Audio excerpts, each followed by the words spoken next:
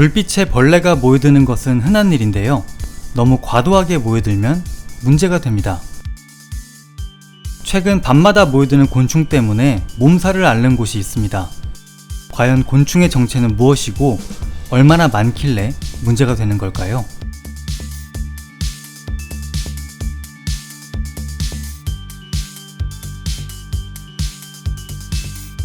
주유소 간판까지 벌레들이 뒤덮었습니다. 인근 카페나 상점도 상황은 마찬가지입니다.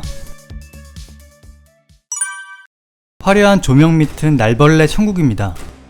특히 흰색 천이 스크린 역할을 해서 상황을 악화시키고 있습니다. 가로등 바로 아래는 지뢰밭이 따로 없군요. 걷기가 어려울 정도로 길을 뒤덮고 있습니다. 여러분 반갑습니다. 제가 이걸 브리더라고 말씀드리기가 좀 오늘 모호한데요. 지금 남양주 쪽에, 또 남양주 뿐만이 아닙니다. 전국 곳곳에서 요 동양 하루살이들이 굉장히 이슈가 되고 있어서 한번 나와봤어요. 제가 또 저서생물 전공자로서 얘들의 실태를 좀 파악을 해서 어떤 이유로 이렇게 대발생을 하고 또 시민들에게 피해를 끼치는지, 그 다음에 지금 하고 있는 방제 대책들이 실효성이 있는 것인지에 관해서 한번 조사를 해보고 싶어서 나왔거든요. 일단 오늘 밤에 한번 나와봤는데 정말 소문만큼 엄청난 양의 동양 하루살이들이 대발생하였습니다. 이게 지금 가로등 하나에서 밑에 있는 양인데요, 이런 가로등이 정말 수도 없이 많죠. 그러니까 이 하루살이들이 정말 총량이 어느 정도인지는 정말 가늠할 수가 없어요. 여기는 바로 화장실 앞이에요. 정말 무시무시한 숫자? 입을 벌리기도 무서울 정도입니다. 지금 몸 쪽으로 와서 하루살이들이 계속 치고 있거든요. 얘들이 주광성이 굉장히 강한 곤충이에요. 그래서 가로등의 빛이나 이런 화장실의 빛을 보고 몰려드는 것이죠. 정말 공포영화의 한 장면처럼 엄청난 숫자의 하루살이들입니다. 이 하루살이의 종류는 동양 하루살이라고 하는데요, 이제 에페메라 오리엔탈리스라고 하는 학명을 가지고 있어요. 우리나라의 에페메라 속에는 세 가지 종류가 있어요. 오리엔탈리스, 스트리가타, 세파리가타 이렇게 있는데 여기에 오리엔탈리스만 있는 것 같지는 않아요. 제가 좀 보니까 다른 종류들도 섞여 있는데 거의 뭐 99%, 98%는 오리엔탈리스가 발생을 하고 있는 실정입니다.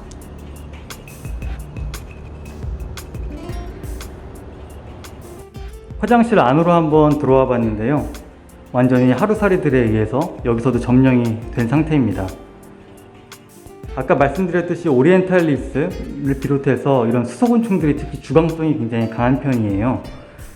빛에 몰려드는 습성도 있고, 그 빛 광원 주변에 이렇게 흰색 백그라운드가 있으면은 얘들이 완전히 불나방처럼 모여들게 되어 있죠. 도저히 화장실로서의 기능을 다 상실한 상태입니다. 공원 어디를 가도 상황은 심각합니다. 하루살이는 독이 없고 다른 생물을 잡아먹지는 못합니다. 생활사 대부분을 물속에서 보내고 짝짓기를 위해 성충이 되는데요, 아무리 위해성이 없어도 이 정도 양이면 혐오해충으로 불려질만 합니다. 지금 촬영을 하고 있는데 저한테도 막 이렇게 달려들죠. 제 몸에 많이 붙어 있습니다. 저니까 괜찮지, 곤충에 관한 이런 면역이, 항마력이 없으신 분들 굉장히 징그러워 하실 것 같아요. 여기 있다. 여기 거미 보이시죠? 요 거미, 지금 거미줄 상황이 어떻냐면은, 자, 거미가 지도 모르게 플렉스 해버린 상황이에요. 그럼 먹이가 넘치다 못해 너무 과도하죠? 거미도 지금 과로사할 지경입니다. 동양 하루살이는 성충으로 사는 2, 3일을 제외하고 대부분 물속에서 유충으로 보냅니다. 유충은 물속에서 바닥층을 파고 몸을 숨기며 쌓여있는 유기물을 주워 먹습니다. 강바닥을 청소하는 것 외에 포식성 생물들에게는 좋은 먹이원입니다. 주로 평지하천이나 유속이 느리며 바닥에 모래가 많은 곳에 서식하는데요, 한강 하류는 이들이 서식하기에 최고의 조건을 갖추었습니다.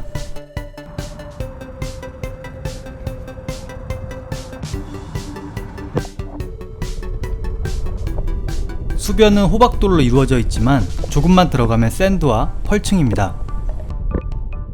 시야가 흐리지만 유속도 아주 완만합니다. 그런데 잠시 담갔던 손에 많은 수의 날벌레가 묻어나왔습니다. 아마도 수변과 수표면에 방제를 한 것 같은데요. 지자체에서 작업을 하는 모양입니다.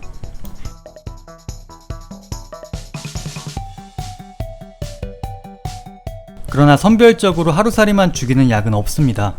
하루살이의 포식자를 비롯해 방제한 곳 모든 생물이 함께 말살되어집니다. 낮에는 하루살이가 주로 수변부에 붙어있기 때문에 예초를 하여 머물 수 있는 곳을 없애려는 의도 같은데요.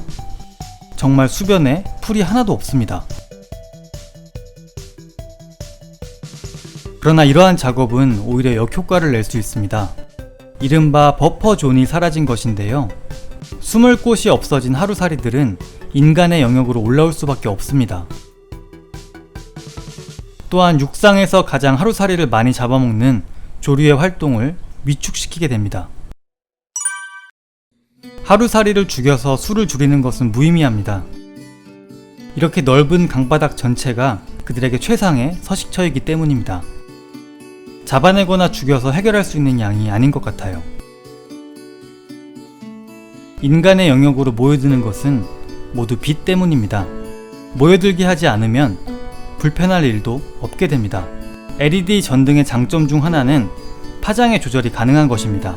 이미 곤충의 주광성을 억제하는 LED는 시제품이 많이 나온 상태입니다. 비슷한 위치의 다른 가로등입니다. 깔따구류는 조금 보이지만 하루살이는 모여들지 않습니다. 전등의 파장이 달라서인데요. 실제로 적용된 예가 있습니다. 일본 편의점은 24시간 밝은 빛을 내지만 산이든 강가든 벌레가 꼬여있는 모습을 거의 볼 수 없습니다. 이러한 문제를 고려해 조명을 시공했기 때문입니다. 효과가 적고 부작용이 많은 살충을 통한 방역보다는 애초에 모여들지 않게 해야 합니다. 여기는 인근의 버스 정류장이에요. 아까 거기로부터는 한 2km 정도 떨어진 곳인데 여기까지도 이렇게 완전히 주택가인데 하루살이들이 날라와서 굉장히 피해를 보고 있죠.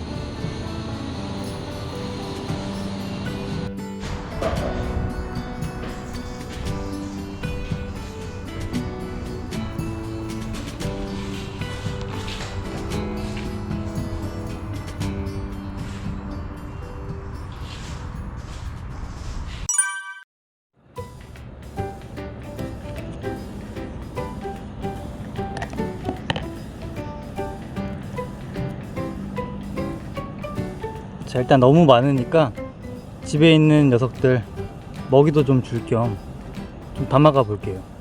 얘들이 단백질 함량이 뭐 암만 높아도 안 드시겠지만 소고기, 돼지고기의 뭐 몇백 배라고 하더라고요. 같은 무게로 따졌을 때 솔직히 사람이 돼지나 소가 멸종하지 않는 한 이걸 단백질용으로 먹지 않을 거잖아요. 대신에 뭐 동물들에게는 굉장히 좋은 사료가 되지 않을까요? 뭐 그냥 그렇게 생각하면 노다지예요, 노다지. 자, 집에 있는 생물들에게 기호도 테스트를 한번 해볼 건데요. 여기 물고기들 기억하시나요? 기생충 수술을 했던 납자로들인데요. 아직까지 잘 살고 있습니다. 뭐 추가 수술 계획도 여쭤보시는 분들이 많으신데 고민을 좀 하고 있어요. 그래서 그거에 대한 영상을 또 따로 준비를 해보겠습니다. 오, 먹었죠? 네, 바로 쏙 먹었습니다. 잘 못 보셨을 것 같아서 다시 한번 넣어줘 볼게요. 와, 반응이 나쁘지 않아요. 원래 이 물속에서 잡아 먹었던 그런 생물이라 그런지 반응이 좋습니다. 저 지금 먹고 있으니까 얘한테 한번 줘 볼게요. 얘는 아직도 기생충이 10몇 개나 있어요.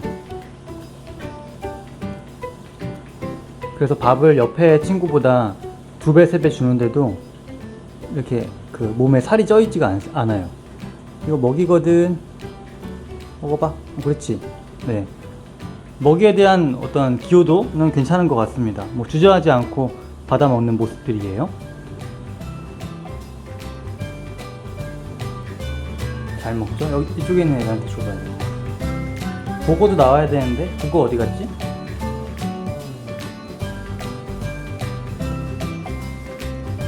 보고도 잘 먹죠? 쟤는 뭐 다 잘 먹습니다. 오, 반응이 있어요. 가지고 가죠. 저 먹겠다는 뜻인데, 저 보시면 입이 욤욤욤욤 거리죠? 저 먹고 있습니다. 뱀파이어 크랩들도 먹이 반응이 있네요. 생태계의 영양순환에서 중요한 역할을 하지만 너무 많아져서 사람과 갈등이 있는 동양 하루살이, 사람과 생물 그리고 자연 모두가 같이 살 수 있는 해결책이 필요합니다.